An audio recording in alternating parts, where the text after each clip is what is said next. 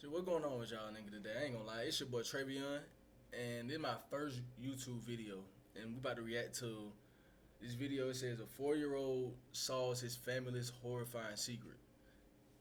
It's gonna be a long video. Go ahead and get your popcorn, get your Skittles, get your candy, get whatever you need. Get your noodles, shit, get your chips, Doritos. It don't matter what. It don't matter. Just get whatever you need to sit down and watch this video. So we can go ahead and start it up. Go ahead and We're gonna talk, okay? start it. You wanna sit down? Tell me about mommy or daddy or somebody else. My dad is bad now. Your dad is bad now? Tell me about dad being bad now. What happened at the house with your wife, with Jasmine? I don't remember. Mom got everywhere. I get more 7. AK-47? AK-47. What did you do? Assault. Yeah, how many kids you You know what I'm saying? Don't be crying now. And he My whole brother didn't kill old. 4 times. But not kill his wife. Talking about some he got kids. Don't sit there and be crying, bro. You out here holding. On You out here March shooting 4th, with 2022, AK-47 a mother's worst nightmare occurred for Jasmine Serena. A man armed with a gun entered her home. He would notice 4 children watching television in their living room. They would freeze up and look at him in horror, unable to do anything. But the man would pass by. He wasn't looking to harm Jasmine's children. Instead, he made his way over to the kitchen where Jasmine was standing and shot. That's a hit. 3 bullets struck Jasmine, and she was left in critical condition, lying helplessly in her kitchen. The suspect left the scene in a hurry, thinking she was done for. How you shoot somebody at point blank range and don't kill them? But unfortunately for him, Jasmine managed to survive. Despite her critical condition, she managed to call 911 and ask for help. Officer Baker was the first cop to arrive at the scene, seeing all the kids surrounding their mother, crying for help. She was immediately transferred to the El Paso hospital by helicopter. Now it's a race against time for doctors. With each passing second, her chances of survival rapidly decrease. And for the detectives, they needed to find their suspect fast before he struck another innocent victim.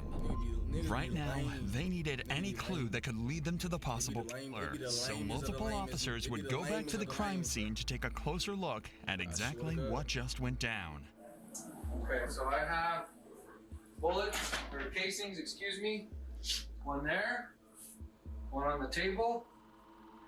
I have one where she was sitting, or where I found her. Leaning against the thing. Was her feet facing us? Yeah, because you can see there's impacts right there and right there. Oh, okay. And there's another casing back over there on the floor. Okay. I got here, she's sitting facing me with her legs out. She had a strike here, and what looks like a through and through here with her shirt up. She had nothing that went through completely on the back. Oh, so the rounds are in here? I thought it was a round like this. No, she's distended. It's all internal right here. According to the police report, the victim, Jasmine Serena, he wasn't even trying- took he wasn't 2 trying to kill bullets her. to her abdomen, and the 3rd bullet landed right in her leg. He wasn't trying to Despite kill her her. critical condition, she gathered the little energy she had and told Officer Baker the attacker's name. She said that it was Julian that did it. Valenzuela. Julian Valenzuela. That was the name of my name her is Julian. own Oh, his husband. name Julian Valenzuela. My bad. I And was named the two father different of people. 4 What the hell? children who just saw their dad shoot their mom. So it However, was this the dad, wasn't the bro. only Oh, thing okay, I she need was to- able to okay, tell the let me cops. ask you Jasmine this. also mentioned the car Julian drove to the I house thought it before was a random. shooting, Okay, so at a first, red I'm sedan. like, okay, it's the dad. Then In they a said matter it's of the dude that just walked seconds, in. all patrols nearby received a notification to stop any red sedans they saw on the streets of Las Cruces. While Julian's vehicle was being tracked down, Officer Dollar, along with his partner, had a different task. It was reported Julian was living at this house. With him being on the run, police think there's a chance he could be hiding in the home. So the two officers would make their way into the home in hopes to find a surrendered Julian, or at least a clue of where he might be. Yeah, it's wide open front and back. It's cluttered, just abandoned. Los Cruces Police Department, anybody inside the residence, come out to the sound of my voice!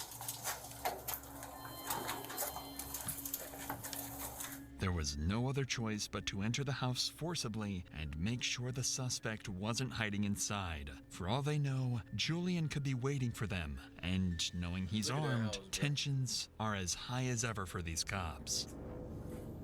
Yeah, them kids standing there and look at that house. Thanks.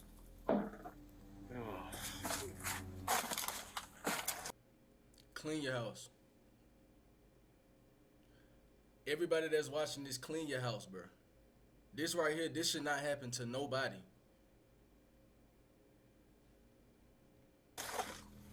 Look at this. 855-49 on Lester and Shannon.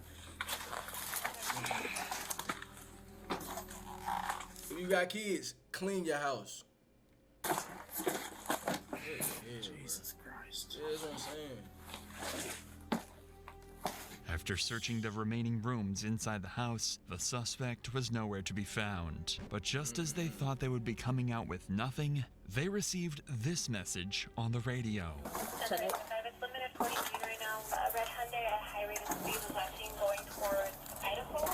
We're still getting. An exact description of the car Julian used to flee the scene just near their position. A red Hyundai Elantra. Officer Dollar wastes no time and hops into his car. He must get to the suspect as fast as possible before the police lose track of him again. Vehicle should have a black bumper per the note, possibly headed towards Leicester, and it's going to be a newer model. Some shit be speeding, bro. 25 southbound on the Spina, high rate of speed, just past Gardner. Copy, southbound is Spina, high rate of speed. Pursuit authorized. Suspect on a gunshot victim. Alright, he's gonna stop. He's stopping in Milton. He's got a gun! Oh my god.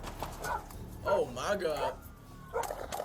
Oh my god. Oh my god. Hold on. See, I ain't know they was gonna get the dumping. I ain't know they was gonna goddamn. Hold on, okay. Them boy going crazy.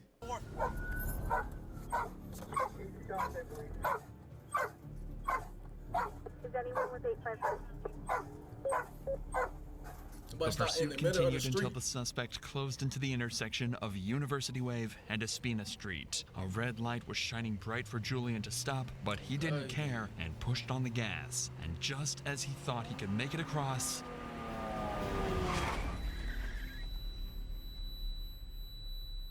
the suspect plummets right into a silver car, knocking the innocent driver to the side of the road. The officers in pursuit sped up to the crash, but they can't rush to apprehend him just yet, as he already fired multiple rounds at Detective Dollar just a minute ago, and there was every reason to believe he will do it again. So they have to be ready to take Julian down if he makes any sudden moves. Actually, gonna be no joke. Show me your fucking hands! I hope she did. I ain't gonna lie. Do it now! But buddy right Show here. me your hands! Get off the ground! I ain't Under gonna lie. multiple gun sights, the suspect He shot at me. I'm not getting out the car talking about some show me your hands, show me your hands. No. I'm blowing at that nigga the minute I hop out the car.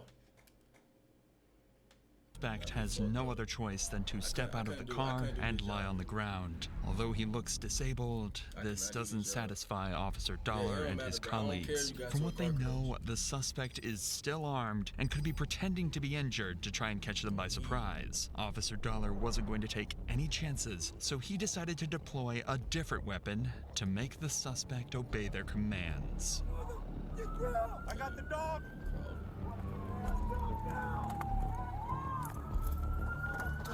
Stay! Oh yeah, they getting the dogs on.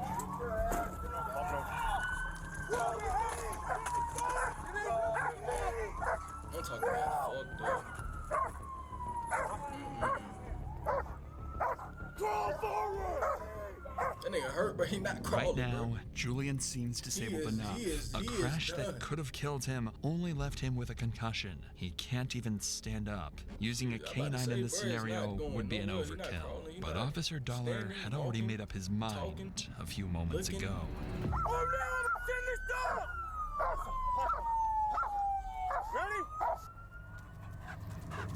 Then they still gonna sit the dog on his ass. Oh my god. But this is where officers would go too far. And it would actually impact this entire case later on. Officer Dollar's dog would bite into Julian just like instructed. However, it would take 2 minutes of struggle to make the dog finally let go of the suspect's flesh. The law doesn't prohibit a dog to bite and hold the suspect. However, the important part of using a canine... I'm not gonna lie, I'm on the ground and the dog come and attack me, bro. I'm suing, bro. I don't give a fuck. Bro, I mean, I know. I ain't gonna say that. I'm not doing that like that. I promise you I'm a good dude. I don't be out here doing shit, bro. Is to make sure that I be chilling and eating my food, I swear to God, and sleeping. the suspect does not sustain unnecessary injuries during the arrest. Officer Dollar's K9 succeeded at holding the suspect, but this is where the officer met a serious challenge. He could not make the dog release the suspect. Even after being subdued and posing no further harm to the police officers, the dog continued to hold onto the suspect's arm, causing him more injuries. This is a clear case of excessive force and would impact the rest of this case. Dollar's decision to use K9 will be reviewed and reevaluated as the investigation into the case progresses. That dog wasn't supposed to do that. He was on the ground. But for now, the suspect's bite wounds were too severe to ignore, and his overall condition suggested heavy alcohol intoxication or even worse. So to make sure Julian lived long enough to face justice, the cops decided to get him to the hospital and treat his wounds. While this team of officers was transporting the suspect, another team at the crime scene was collecting evidence to build a strong case against Julian and charge him for his evil crime. I done forgot Brother and walked in and killed his own girlfriend in front of the kids. How do you it's crazy. sleep at night? It's crazy. But there was a problem. They didn't know who he really was and how the crime first unfolded. His wife was in critical condition and her kids were too traumatized to talk with law enforcement, at least for now. The only hope they've got lies in the hands of witnesses. Only their stories could reveal how much of an awful person Julian really is. And luckily for the officers, the witnesses were not afraid to speak out against this monster. What'd you see, man? I was over there, right across the stop sign. Like, on the other side of the stop sign? Yeah, and then me and my cousin, we're looking in front of us, and we're just like, we see a car speeding so fast, right? And it's like, we're looking at him, and he's mad dogging us, really mad looking dude. What did he look like? He saw his face more than me. I went inside. What was the car?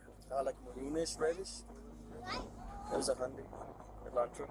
And they started screaming, and they were having, and like, he went in there, and I guess they were having an argument. And I heard like pop, pop, pop 3 times. I think he unloaded probably more than 5. 5? Yeah, probably more than 5. And that's when I'm glad he ain't that's killed when the I was kid. like, I'm so shooting. glad So he he like ain't killed the ran kid. back inside. He got in his car and then he shot like that way. He shot that way? Like towards the truck. He just went like this and he shot towards that way, right? Towards this way, yeah, somewhere over there. The officer, the bald officer, I see his car come on here and they meet. And he throws a shot and leaves. When he was coming this way was whenever we saw the cop. So we waved at him and we were like, he just shot somebody. And then the car went that way. And then right as soon as he got like a little bit past that little Mitsubishi truck, he shot again towards over there. He shot at somebody. So hold on. He shot, but we were already running Was he shooting at the same people? What these eyewitnesses are telling is true, then the whole shooting had a long and steady build-up to it. But what the next witness had to say would give officers even more disturbing insight into Julian's terrifying actions. But the other night, they had domestics, and she was yelling, "You're gonna me," and he had her by his hair, and he was socking her, dragging her outside, just socking her. When was that? Like 2 nights ago. 2 nights ago? Yeah, 2 nights ago, wasn't it, Marissa? They were yelling. Like, we always hear them fighting and arguing. Yeah, and was she on the ground? Let me see a nigga beating on my mama, he bro. was dragging her out of her house, and she was Don't like catch this, and these, he had her, he nigga. was you know, throwing punches to her. And then the day after that, she was parked right here. It was early in the morning. I just got back from taking the kids to school. I saw her in her car, and the kids were still back there, and she was sitting in the front seat, and he was on the other side, and it looked like they were arguing in the vehicle. And she started hitting her head on the steering wheel and punching the... For niggas out here that think hitting on females is cool, bro. What be going through y'all head, bro? Like when y'all be hitting on them, like when y'all see, like what be going through y'all head? That shit ain't cool. Let me see you hitting on the female, bro. Come on, dog. The steering wheel, and they were arguing, and finally he got out of her vehicle, and then, you know, he took off, and then the next day, that's when he had her by the hair, dragging her out. She was yelling, "You're gonna..." Not only did Julian physically abuse his wife, but also threatened her life multiple times before actually going and fulfilling those threats. There was only one person left to question, Jasmine herself, the victim of this twisted crime. Only she could tell the true story behind closed doors. That is, if she would ever recover from this vicious attack. Doctors could not promise her survival. 2 shots to the abdomen are too severe for any person to survive. Likely, it was already too late for her. That's why the officers transporting Julian to the hospital needed Julian to survive. They wanted to hear his side of the story and understand one simple question. What drove him to try and take the life of his own wife and the mother of his 4 little boys? But when they finally arrived at the hospital, cops quickly ran into a new problem. That's right. Yeah. Mm-hmm. Right there. What the whole Yeah. So stop kicking. It hurts. I bet. Shut the fuck up. You shut what is that? Hey, hey, there's sick people. Hey, calm down. You understand me? You calm down. Let's. There's kids around here, dude. They don't hear that. I know you don't, but I do. Yeah, lame as hell. I stopped with the. This is what happens. Nurses, Michael. You done shot at the police, you done killed your wife. Talking to niggas crazy. So I'm gonna try to get you to calm down. Okay, we're going back your injuries. I'm not gonna play. Ow! You understand? Them big ass Harry Potter books. Like you need the whole book on at your age. How can we shoot me? Hey, dude. Let's go, man. Let's go, man. Wake up. You gonna sit on this wheelchair? We're gonna wheel you out to the car, okay? Right after the crash, the police discovered a pistol with an empty magazine along with several half-empty bottles of beer inside. This explains Julian's erratic behavior during and after the arrest. Additionally, then you drinking beer. On his way to the police station, Julian admitted to shooting his wife in cold blood, all without interrogation. But as you'll soon see during the questioning, even details like this can suddenly vanish, because once they brought Julian to the interrogation room, he had already forgotten everything. Having those in mind, do you want to talk to me? Kind of give me your version of what's been happening and whatnot? What's happening?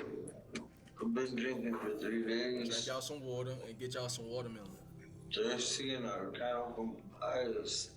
What, if you want to keep them closed and it's easier for you to talk that way and you're not struggling, that's fine. Just don't fall asleep. Like this, bro. Was there anything other than alcohol you were drinking? No. What type of alcohol you drink? Well, way more than alcohol you were drinking. Budweiser? They got a whole fucking 12, Okay. 13, Can or 14, 14, 17 pack in that motherfucker. Bottles? Okay. So, why for 3 days? What's been going on? You and your old lady been having some problems? No. Huh? This only confirms why Julian is so visibly intoxicated, and it's honestly a surprise he's even able to understand and talk with the officer. Still, his condition might complicate the interrogation process. After all, alcohol can lead to lapses in memory. He simply might not remember the events of that evening, a perfect excuse for someone like him in this situation. But this isn't going to be good enough for Detective Melinda to accept, we don't so care. he keeps pressing for a confession. What happened at the house with your wife? With Jasmine? I remember. I think you do, because you told them what happened. I remember going in. Females, don't be dealing with niggas like this, bro. Please. Don't bring niggas like this around your dad, around your mom, around your family, bro. Niggas like this is weird. My pocket. Which side? Which pocket did you have it in? I don't remember. What type of gun is it? I don't know what kind of gun it is. I don't know what's going on. I just know I cannot see nothing. So that's fine, dude. I don't want you to see anything. I want you to remember things and talk to me about things. Bruh, that's on you. You decided to do that dumbass shit. Little did Detective Melinda realize that getting any information from this suspect was going to be the most challenging thing he had to do in his career. But it doesn't stop him from using the oldest trick in the book to make Julian talk. Were you guys arguing? Were you fighting? Or what are you sorry for? So let's go back to you pulled a gun out of your pocket, right? No. No? So everything you've told officers that is on camera, now you're saying you don't remember. I don't. But here's the thing, Julian. You've already said what happened. Said in the situation. What did I do? No. You said what happened. The officers have already told us. Is she okay? Like, no, do not, no. You want to know if she's okay? No. You talking about some, is she okay? You know damn well she not okay, little bro. Then you in here crying. Hey, do not be out here doing bro. Don't be doing nothing you ain't supposed to be doing and then getting locked up and all that and crying. You a little bitch. You was a little, Okay from what? Y'all niggas crazy, Oh, that's obvious. Y'all be out here doing all this crazy What's shit obvious? and then be crying. Well, what happened? You tell me. Knowing damn well you wouldn't. First of all, he not even being What's raised going like that. on? He ain't out here doing nothing he ain't supposed Like, to be is she doing. doubting how much you love her? Nigga done killed somebody, and then he coming to then he done got caught up and now he crying. Bruh, go ahead and fess up to what you did, bruh. Caused a whole accident, got somebody else hurt, blinking at the police, shooting at the police. What the fuck? Did you get caught doing something you weren't supposed to be doing? Some in the water. No. God, it's some in the It's water. nothing like that. Do you guys just have arguments here and there? Julian might not remember this too, but there are plenty of people who can speak about his abuse of people weaker than him. At this point, Detective Melinda barely holds himself together. For him, getting any meaningful information out of Julian is almost impossible. However, there is still one more thing Detective Melinda can use to make Julian talk. In fact, what he doesn't know is that his kids are in the same building with him, just above this interrogation room. They were brought here to the police station to decide their father's fate. And they're about to reveal exactly what went down mere hours earlier. But before we get to that, I want to talk about a murder that happened across the country in Cedar Creek, California. This is a popular influencer, Haley Rose, and Haley was mysteriously murdered. With Cold Case VR, the sponsor of today's video, use over 75 pieces of evidence, including police reports, witness statements, CCTV footage, interrogations, and so much more to bring justice to Haley and arrest her evil killer. Even better is that the entire investigation is done using their virtual reality goggles, making the experience like no other true crime party game. You know how much my videos depend on the clues found in the surveillance, and this game feels just like them and what exactly went down that night. However, interrogating a child is no easy task for cops. That's why the police department recruited 2 professional child psychologists to discover more details of Julian's murder attempt from these 4 young minds. Still, kids may be uneducated, but they won't tell you anything unless you become their friend. And these female psychologists knew exactly how to do it. In 1.5 hours, they will build trust with all 4 kids: 4-year-old Julian, 5-year-old Benjamin, 6-year-old Matthew, and 10-year-old Isaiah, and talk about how daddy their own mommy, not even realizing they will maximize their father's sentence behind bars. Benjamin was the first kid to be asked about what he saw that fateful evening. Do you like to color? Yeah. Yeah? Here, I got some paper right here. And And And kids be so chill, bro. Like, oh I'm my gonna write your god, name. bro. These And your be name chill, is bro. Benjamin. Is that right? It be some lame ass niggas in the world, bro. Benjamin Valenzuela? Yeah? How old are you, Benjamin? 5. His name's You're Benjamin. 5. Benjamin, I'm gonna draw your face right here, okay? No. Do you play with anybody? Do you have any brothers or sisters or something else? Brother. You have brothers? So I'm gonna put Matthew, Consola. Matthew Valenzuela, and then Isaiah, Consola. Isaiah Valenzuela. Yeah. Drawing their faces, writing down the names of their siblings, and asking about their favorite things, all minor but important things to elicit positive emotions in Benjamin's mind. That is, until they start talking about their father and See, what I he already did to know. Jasmine. I'm telling you, bro. They Tell me already seeing about, the dynamic in the household. Like, Mommy or they Daddy or already know somebody what's else? going on in the house. They seeing them arguing. They seeing My them. dad is bad now. Your dad is bad now? Tell me about Dad Brother being right here is bad now. disrespectful as fuck. Do My not have a nigga dad- like this in y'all house, bro. My mom. Your dad shot your mom? And then what happened? And my mom. They got no weapon. Lesson for all the females too. Do not have kids by niggas like this, bro. It's a lot of y'all females out here that's having kids by niggas like this. Y'all need to be ashamed of y'all damn self, bro. Mom don't got no weapon? Mm-mm. And then you said Dad is bad now because he shot Mom? Yeah. Yeah? What did you... Kids innocent, bro. Don't put his Leave name. kids alone, bro. Okay, I Don't won't be put out his having name. kids with just anybody, bro. Where did Mom get It ain't worth it. On stomach everywhere. on the stomach everywhere? Just for the What did dad he to be Mom with? in this position. You With his pistol. that With shit his crazy. pistol? What did the pistol look like? And he know he I get more 7. An AK-47? You know he got an AK-47. But My I was bad. at the What the living room. fuck? I saw Daddy's mom. You were at the living room and you saw Daddy's Mom? What did Daddy say when he shot Mom? And he was just crying. And yelling. And my dad just Well, thank you for telling me what happened to Mom. Despite Benjamin being a well-spoken kid, his mind might be a little confused. Because, well, there's no such thing as an AK-47 pistol. This may be a child's imagination, but how does he know what an AK-47 is? Was it something his dad talked about, or even owned at one point? For young Benjamin, it didn't matter. He was too afraid to remember. Benjamin, tell me, do you ever feel scared? When do you feel scared? of the shot. Of the shot? Yeah.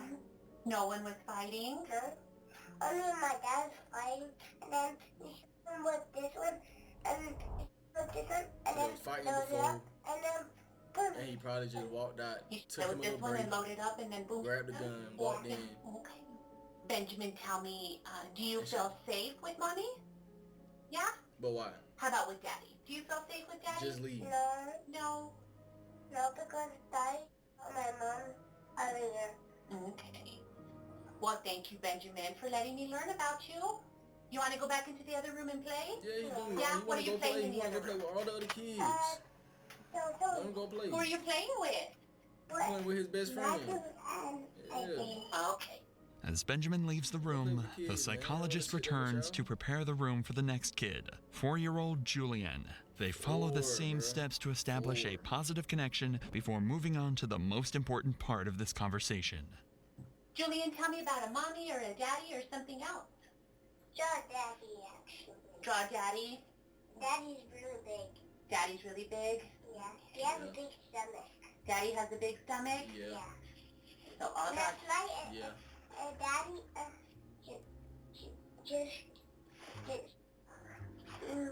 my mom was on the floor in the kitchen. And they just young, Daddy bro. They had don't a even know what's gun going on. Like, and really, like, mom was process, right like, here. bro, they ain't even So process. you said last night, your daddy, Like, they mom, see it and Yeah, right here. crazy, bro. so mom right here and right here and right here. Yeah, and mom's in the hospital now. And mom's in the hospital now. Yeah. So far, Like, what you doing if you walk in your house, your mom is at the house, you know your mom and dad is at the house, you walk in and you see your mom laying on the floor shot dead, bro, and you know your dad did it. Well, matter of fact, my bad. You didn't walk in the house. You was already in the house, and he just came in and shot her dead. What's your next move, bro? What is your next move? Julian's story of what happened sounds similar to what his brother Benjamin told. Still, there is something Julian told so suddenly that it even surprised the psychologist. Then comes and the cops come and there's 4 cops and The boy said the cops are the gangsters. Oh my god. There's the gangsters there? Yeah. Who are the gangsters? For shooting. Do you know the gangsters? Oh no, the cops not the gangsters. What are their names, the gangsters? Ryan and Saturday. It's hard to assess if it's the kid's imagination if his father hung out with criminals in their own house. The thing is, little Julian remembers their name, so it might be the case that those gangsters not only knew his father, but also provided him with the guns, including the AK and a shotgun. Now it's up to the psychologist to get to the bottom of this right. He's seen the damn AK. disturbing He know what he information. was talking about. A fucking Tell me what he got AK-47. Mom with. AK-47. With the gun. With the gun? Mom was He had an AK and a shotgun in the house. Mom was messing with Daddy? She was yelling at him. With Ryan and Slater. And now he's right here. What was she saying when she was yelling at him? The wife was ending up dead. Okay. Nobody could make You no said food that on the dinner table. Dad's mom and that she was laying on the floor in the kitchen? And he her 4 times, 3 times. Okay. Nah, Is there anything else that you want to talk about today? Yeah. Yeah, tell me. Me and Matthew were I'm just glad he fighting. didn't kill You and Matthew were fighting? Yeah. And then what happened? Playing to the TV. When they was playing Donald. Oh yeah, them boys playing that Grand Theft Auto. On the little TV? Yeah, I spawned it in the TV. But when Bear was playing Donald. There's Franklin and Trevor and Mike. Them boys just want to go play video games, bro. I mean, I this is sad, but they don't understand what's going on, bro. They just want to go play video games and go play with their friends, bro. This is why, bro. But come on, why he got them in this situation, bro? Oh me, bro. This is sad. Are they real people? This Are is they sad. people in the game or something else? In the game. Okay. The psychologist Hey, can look, rest easy.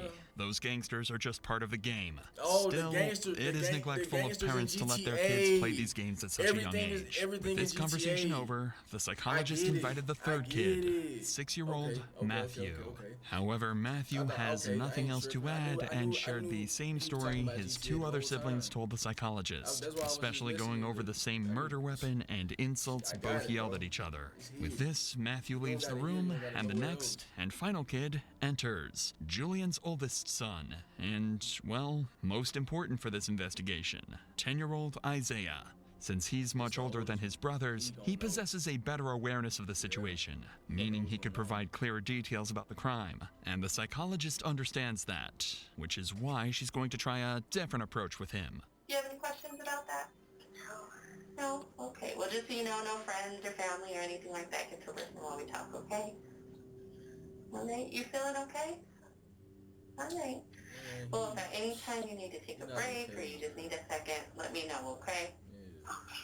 With this mature approach, Isaiah doesn't tell much to the psychologist, except one crucial detail. The shooting was a climax, and Isaiah saw the build-up to the shooting long before anyone else. Isaiah, have there been times when you heard fighting or arguing or something else They've been at home? fighting for a minute. I'm already Tell me about that. He was just arguing about my mom. And then yesterday he pulled up my mom's work and just threw a bottle on the floor in front of my mom's work. So was they even staying together? Or something you saw or something? I heard when she was on the phone and telling someone. We weren't even staying together, bro. Isaiah, when was it that you your mom? Today. With Isaiah's last story shared, the interrogation can be wrapped up and summarized. The detectives now know that Julian has a long history of his wife with intent and even desire to kill her, and nothing could have stopped him, even his own kids. And finally, the shooting of their own mother right before their eyes. Now the detective can use this information to corner Julian, confront him, and force him to make a confession. So they would bring him right back to the room where they started their discussions. You don't remember shooting your wife? I don't remember that. No, Because your kids do. You remember shooting your wife. Your kids are telling us, You remember shooting Daddy, your wife, bro. Mama. That's what Come your on, kids bro. are saying. But you're gonna sit here and play this crap that I don't remember anything Exactly. when you've already said it to the Lame other nigga, officers? lame nigga. And I Lame got niggas like this, bro. multiple kids, your kids, saying Daddy, Mommy, Me. and you're gonna sit here and play this game that I don't remember anything. I can't see, I don't remember anything. He's like, I can't see. It's not He on wrong. his ass. Then why are they saying On Daddy, his Mommy? ass. No. You don't know why they're saying that? No. Let me guess, your wife is making them say that, right? Yeah, how she making them Is that the sound route she you did? want to go I on? don't know. You know what I find funny, Julian? Or not funny, but disheartening? You've yet to ask me how your wife is doing, whether she's alive or not. I love her. Apparently not that much, because Exactly. I don't remember doing that. you don't remember doing that? No. Tired of hearing the same excuse over and over again, Detective Melinda takes his gloves off and delivers a satisfying beatdown to Julian's poor excuses. But you know who's gonna remember that forever? You, Her, nigga. your kids. Your kids. Because Daddy and Mommy. Like, you And shot then when they their figure mom, all bro. this out and find out Daddy didn't have the courage to be honest about what happened. He sat there and said, "Oh, I've been drinking for 4 days, I don't remember anything." That's what you want people to remember you as? I remember begging her. Stupid ass. On I've her been phone. drinking. Begging her what? Yeah, bro, you Begging to be with her. ain't drinking. She didn't want to be with you? You ain't drinking that much to No. be out here shooting at niggas. Julian, let me ask you a question. I can't breathe. I can't. Hey, let me ask you a specific question. You remember there's beer in the car? Straight to hell. He going There's straight a to hell. bottle of beer. Do you remember that there's beer in the car? I remember there's a lot of beer. Okay, but you don't remember your wife. No. So beer is more important than your wife. I don't want to know what's going on. Beer's I don't know more if important than his wife. she's okay. Facts. I'm waiting to hear back from El Paso to see if she's okay or if... I don't know if she's even alive right now, dude. I'm trying to find all that out. But I can't even get you to tell me what happened. Exactly. All I remember is going inside the house, and that was it. All I remember. From there, everything was Stupid ass, blurred. bro. You remember, I'm bro. drunk, and I'm still That's, drunk. hey, that's not what you said to the officers earlier. That's on That's camera. because I was drunk. And when you're drunk, you say stupid things. No. Don't let no nigga like this tell you this and you sit there and believe that shit. You stupid. If you sit there and believe a nigga say, "Oh, I get drunk," and I start saying stupid shit, nah, that's how he felt. Goofy, you stupid as hell. You gonna sit there I and believe that wanted shit. the cops to. I know you're talking to the police, but I'm just saying, How's that gonna like, happen? I wanted like them this. to me. How? Doing Why? shit like this, bro. I don't know. Cops don't just shoot people for no reason. Why would they have shot you? Exactly. Did they shoot at you tonight? What do you think? I don't remember. You don't remember. After using his own words against him, getting verbally beaten down by the detective, and even bringing up his kids, Julian still refuses to remember anything prior to this interrogation. This makes things even worse for him. If he doesn't talk now, the cops will write down their own version of the story that will be used to prosecute him if Slater, Julian does Ryan. not comply. All Julian needs is to talk. That's what I'm gonna put on my paperwork. Okay. When I charge you with attempted murder, aggravated battery with a deadly weapon, and all the other charges that go along with this, my final statement in that paperwork is gonna say, I don't remember I was drunk for 4 days. That's what you want me to put in the paperwork. Is that what you want me to put? I want you to put that because I don't remember. And I'm also gonna put in there, during earlier contact on camera, he stated this, that he did his wife, that he did do this when officers stopped him. Stupid ass. Because that's all stuff I can prove, Julian. Okay. So when hopefully your wife survives, and when I talk to her, I'll tell her what you just Bro, said. I hope she survives, man. Prayers, bro. Don't say that. I love her. No, but that's what you're telling. I'm telling her what you tell me. Tell her that I love her so much. No. If I knew what was going on, and I knew the severity of my charges, Tell her I love her. I would be crying my ass off. Tell her I love her so much. I don't think so, dude. I think we're wasting our time. I mean, you can't even man up to what you did. With this interrogation finally done, Julian is returned back to his cell, where he would spend hours wondering why he ultimately left all his 4 children without their mother. Exactly. Little did he realize, Jasmine survived. And she survived. 3 days after the shooting, Jasmine finally opened her eyes. She had gone through an operation that saved her life, and the officers made sure to visit immediately, not only to check on her, but also to finally hear her side of this twisted case. Okay, Jasmine. I'm Detective one of the detectives they know. We've been checking up on you. They told me that you're able to kind of talk what has happened. I was telling you that you Let's just clap it up. So I can actually clap it And up. who is he? Like, And what is Julian to you? With this statement alone, it will be much easier for the cops to make Julian pay for his crimes. Even if Julian doesn't remember anything, Jasmine's phone recorded everything he had said to her. What do you think? What sparked? Because I didn't want to be Okay. Was that a verbal conversation you had, or what happened? He lied to me. He said he was going to come home and actually. So I waited for him. do not be On giving your it text like there's messages no with chances, him, man. or any threats or anything First, said over the second, phone? third, fourth. What were those? Shouldn't be giving them no first. Messages. Other than the text messages, was there any phone conversations? Yeah. What did that? Hoping what to do what you need to do. Did he threaten you on the phone before that? What did he say? Nowhere to go. What he needs to do is stop what he needs to do. What do you think that meant? Did he ever mention or threaten you before? Yeah. Every time I say I don't want to do things, to threaten. And then next thing you know, he's there at the house. Okay. And then you're in the kitchen. He walks in. Does he say anything to you? Says he think I'm playing. And what do you say? So what are you doing? What are you doing? Okay, where are the kids at this time? They were in the room. In the room? That shot When they heard the shot, they came she's running out to telling see everything, buddy. everything. She's up. Had you ever seen him with a gun before? Yep.